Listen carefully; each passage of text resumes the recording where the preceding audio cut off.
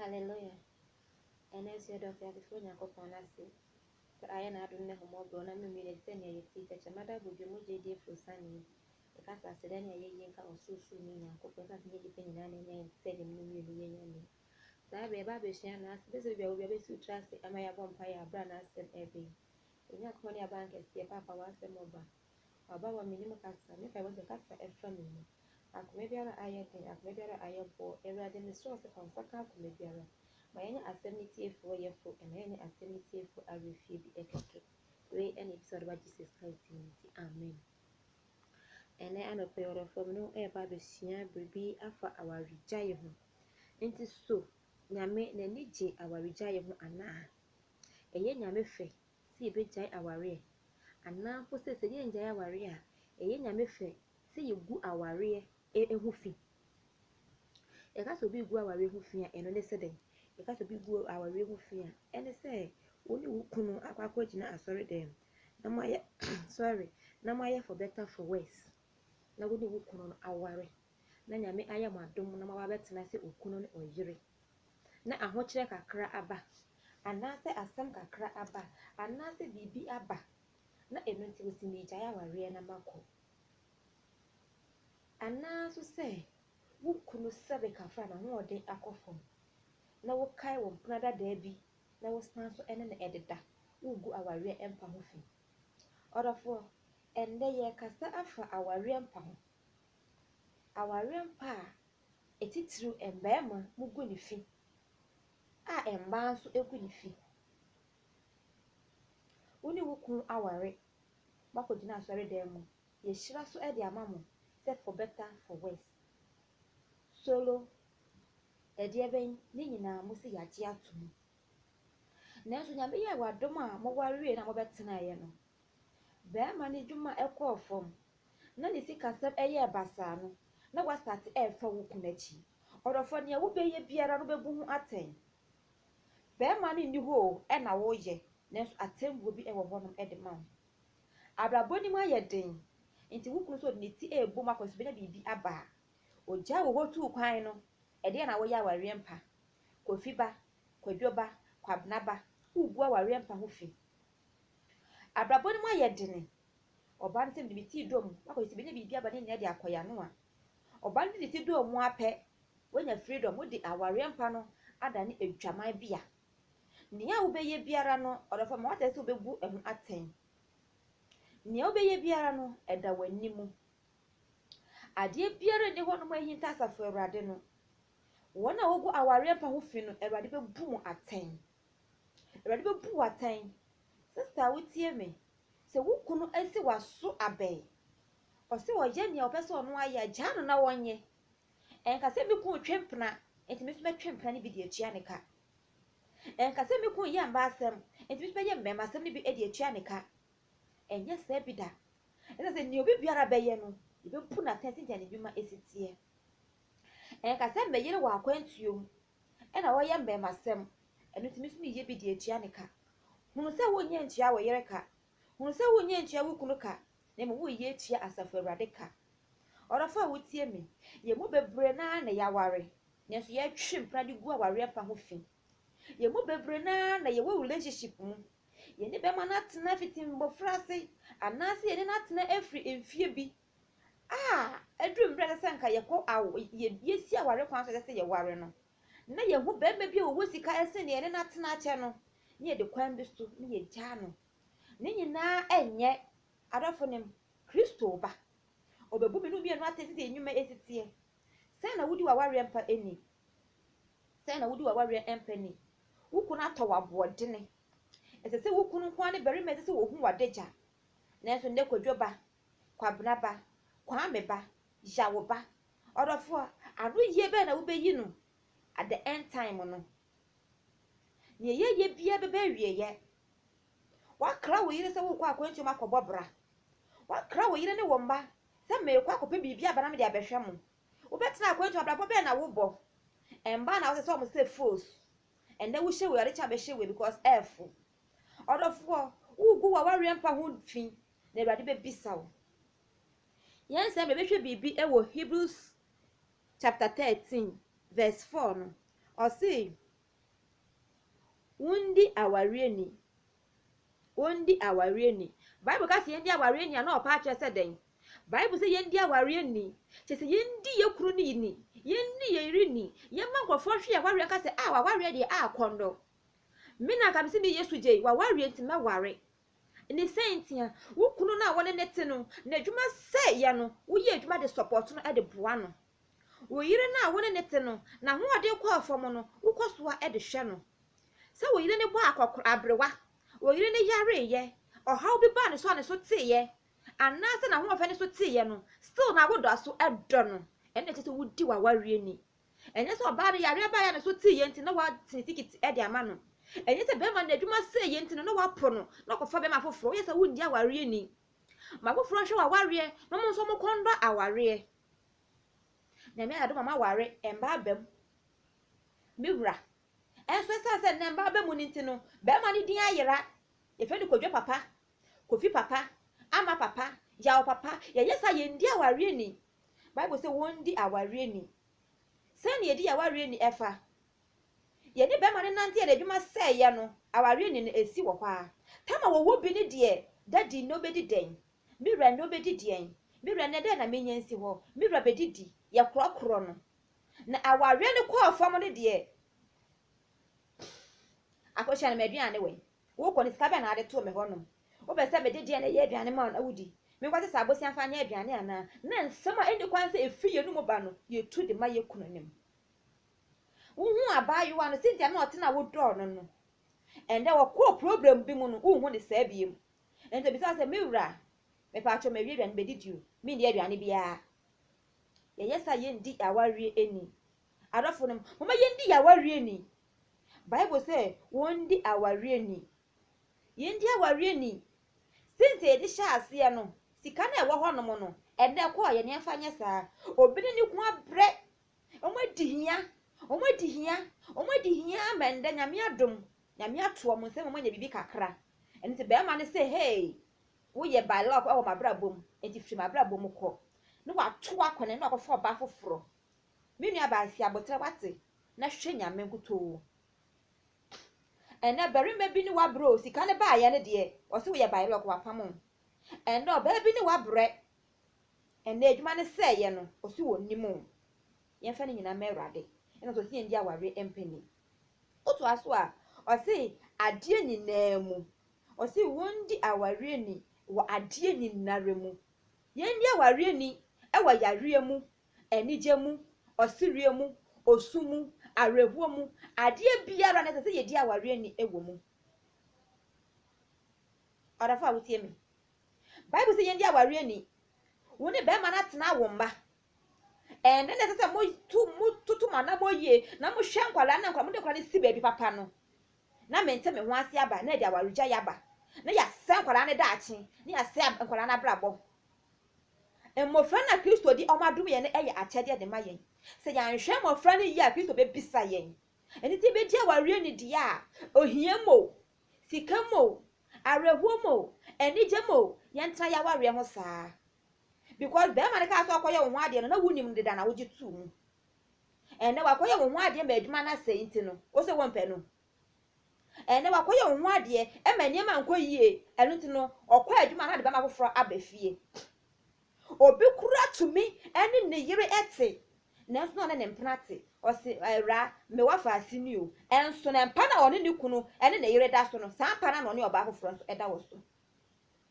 obi su boyfriend ba o se miwura me ma mi bi enua bari mani o oba be di holidays wo nchen obwa wo mpa na ono wo he ba abeche ye sa ne ma we nyina se ye put an end to it na ebade abufu hyew amfa mba ye nso woni wokuno te esa se wo mbu ni nti no na wo de wo mpena aba ese ye wo nua na wo ne na eda woni wo yirete esa se wo mbu na wo ndi aware empani na wo nsuro asafo awrade nti no o se ye me wafa ase na wo ne no eda adofonim o se adie nyinare mu no ye ndi aware ni woto aso a o se na ongu aware empa ehufi o se na yengu aware empa ehufi aware empa enya empa menu mienu ye da so se ye empa menu mienu da so kwampo na eye menu wodi ente se ye di nini why be ma na ehya wase no o se di nini wo ba na ehye wase no se dinini ma barima bia enwurawura mu basabasa fa wo poma no so nwurawura ba bia mu basabasa esa se wo dinini wa ware nte se wo di wa ware mpa ehuni wa ware enso woni weida wa ware na o twe mpra bebre arafo nem wo yesa na wo gu aware mpa ehu fi esa se wo se na mungu awade empa ehu fi na enso de adwaman ye gu aware mpa hu fi ye de ohia gu aware mpa hu fi ye de arehu gu aware mpa hu fi esa se be ma ne tisi na adwuma kwafo mo ni sika enu ntimi mpani biem oba na ho afeso ate ntimi mpani biem ede na ye de wasasi so ye bia bekọ awie ye mo amugwa ware mpa ho fi ende wo ware wei ocha no wagya no adeche ware wei na wagya no ende divorce adeche ye ware ende divorce adeche ye ware ende divorce adeche ye ware nyame chi saa de no nyame chi saa nyama no asofofo amugwa ware ye na mo san so ema mo ware foforo no mo hwe bibi ye esa the bible so ni papa me wesi so efie so anwefo o se bobo ne fo ne kokko no twi ne hu fi na kwan bone ne ho nyesa meje ne kra fi ni nsem na bi se ne moja nso ewe wo nsem sofo a wonto fo se awarija ye nyame achiwade sofo won ka san kira won ko a anase won fina anase won ba ese omundi ma warie eni na ende oba ba ako mbema woni o mada eburu edu bari ma ba ako mba woni o mada eburu aduonum ede na ye bible say ye ndi aware mpani na se ne ye di aware mpani ni edefa otu aso a osi efri say egwamanfo en aware sayfo de onyankopon bebu won aten hallelujah osi efri say edwamanfo ni aware sayfo de onyankopon bebu o maten mo a mo say aware na rade bebu aten and woni mu say beri ma na woni ne nam no owo yire pa na so tale ho say sombro na wo no mo no and woni mu say oba na woni ne te no owo kunu pa na so tale ho na wo no mo no mama ye hwe bibi ye bible say obi a woni obi kun da anase obi a woni obi yire da no na oni tire adafo nim woni mu say beri ma na ware osmeni na etwempena eya akwantuo mintumi nhya me ho so entimi dibi bible say edwamanfo ne aware sayfo de onyankopon bebu o maten watutu egu bra na sumu say wo yire hwa ne sisi hwe bia ne tobo hwe ne se hwe nanim hwe ba kama te semme we gya nya kwa fa saa ene ma we won so pa de wo kodwuma menkra wo ka kan sam de acho no wagya wo yire na watiti ka ya ne ho ade no na kwa kodi nachi na wo wugu obi a ware no nyame be bisaw wo enam osoma obi a ware egu no nyame be bisaw. And the Bible says, "Jaman I will say for dear, and I didn't pour my tain." And then I will soon see Obi Ukrainian force. And then I will soon see Obi Emba and an ambassador. And as a bear might be who into on shore by an impony biasom of Franiso. Other for him. More would you go for you in the chi, especially a quantum for. More would you go for Kunumachi. What Jawo you will fear was a memoir yet. Weja wukunu wo fie wo se menware ye na wutwi saa na wutwi bible say odwamanfo ne aware sayfo de onyankopon be bu maten bible say yendi aware empa eni enti wo di aware pani na wo de wo sofa be fie se mo ba be bom mpaye na so ni osofo no eda wuti wukunu na asapno wa start ka hire baba wuti wo yire na asapno wa start ka hire baba adafonum de ye nyina no ye de bekọ awieye atemu eda ho ede mayen bible say ye ndi aware empani woni obi kunu eda woni obi yire eda obi ho a oni akoma o ote se ni ku afa na chi na otumi twahwe na wawu wo hwie moja edibim egu obi wo ho no ma obehu wunti no wapo na yire onfa na yire enye hwe atembo da ho ede mawo wo hu oba bi anase wo hu beema bi na no to wapo wukun wapo wo yire anase wukun atu kwan agyawo anase wo yire atu kwan agyawo na empa wo ni wukun da so no ende we ba ochina na we yaba no nyame be bisawo aware sayfo ene dwamanfo bible say nyampo be bu mu aten nyame bu mu aten mo amundi aware empani Because for better for worse na ye den. Ya reba yenti wagya no. Ohia ba yenti wugya no. Ahokyere ba yenti wugya no. Tena ho saa. Nyame nanim ne ye na oye ma ne mba. Wo kan Jeremiah chapter 29 verse 11 na. O si minim adwen kwa amadwen wo ho. Enya bone adwen. Ni mma ya adwen pa se mema wawie ye pa ene asetena pa. Erade nanim ne yenti a wode bere ma ne ma wo. Wo mpe na ade no kwa kire wabusuafo. Wo mpe na akwa ye ne ho ade. Ade no wakọ wari obi ba na afi de wo tete no. Ade no wakọ wari obi ba na afi de wo di ninya. Ene wo frɛ wo kura na because of mu so be frɛ wo ntene wadumofon. Ene wonni se obe frɛ wo ntene awofon eda silence. Ede na ye agi. Ene obi kura tumi de ne fon eye seminar. Ene mba bebre tumi de omofon ye nto otutu nkwan mu. Ede na ye agi. And then ne yiri eti hono no. Na ne boyfriend no waye ni din se bia ebi. Anasa ne boyfriend no waye ni din se sister adwoa. Enso no ye be ma pa. Bere ma ne so ye ne girlfriend ni din din biara no de ama no. Enti ne yiri to akwada se fon ne bele no se ye na danfo. Nenso na ye ne mpena. Obu on so no kasa danfo pa no. Ota ne ho se sombro e na ono ne ku eriwi. Adofo nim edwamanfo de awaresaifo de onyakobe bu maten. Mede mensam ebe wieye odofo awutie me. Bible say wona wo say aware no ebade be bisa wo no. Bible say mundi aware empani. Yendi aware empani. Na se yendi aware empani dia onfa ye ho nto yen. Ena say wozi ondi aware eni ade nyina mu na ongu aware empa ho fi. Efise edwamanfo ene awaresaifo de onyakopo be bu wona ten. Ende ne a Kristo de ma yennie. Osi awaresaifo ene edwamanfo de Kristo bu yaten. Osi yendi aware empani. Enti se na mnum ye be di aware empani afa. Anase se ye di aware empani. Se ye di weida, ye ni weida. Anase ye fa we na we kọ. Sinte wudi aware ni biara no. Se wode wo kunu se obefa wachi eja na wonfa. Ye be bu na ten sita ne nyuma tete.